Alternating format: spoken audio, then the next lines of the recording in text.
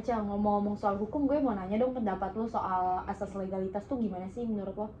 Jadi Mir, sepemahaman gue nih, kalau misalnya asas legalitas itu tuh artinya nggak ada suatu tindak pidana yang dapat dipidana kalau misalnya belum ada peraturan yang mengatur.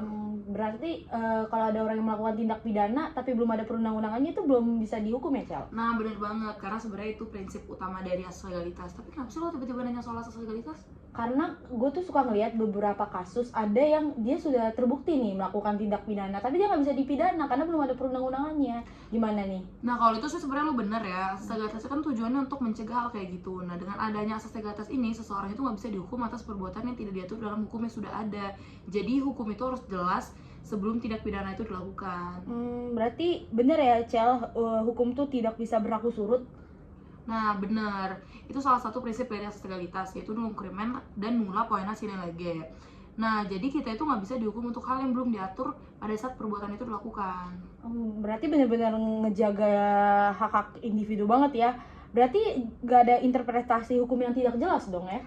Nah bener banget, asas legalitas itu tuh penting banget untuk menjaga hukum untuk supaya tuh diterapkan secara adil dan tidak sewenang-wenang. Nah tapi asas ini tuh kadang bisa disalahgunakan untuk menindas orang yang tidak tahu atau tidak memahami tentang aturan yang berlaku nih. Berarti kalau nggak ada undang-undang yang melarang sesuatu, orang tersebut nggak bisa dihukum pidana ya, Cel ya?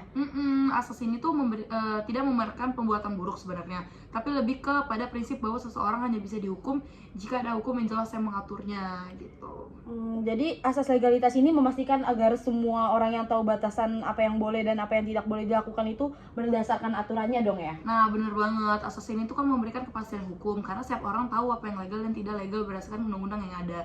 Itu juga untuk mencegah tindakan yang gak adil yang bisa terjadi jika hukum diterapkan tanpa dasar yang jelas. Jadi pokoknya kalau dia melakukan tindak pidana tapi gak ada perundang-undangnya itu tetap gak bisa dihukum ya, mau gimana pun itu. Iya bener banget.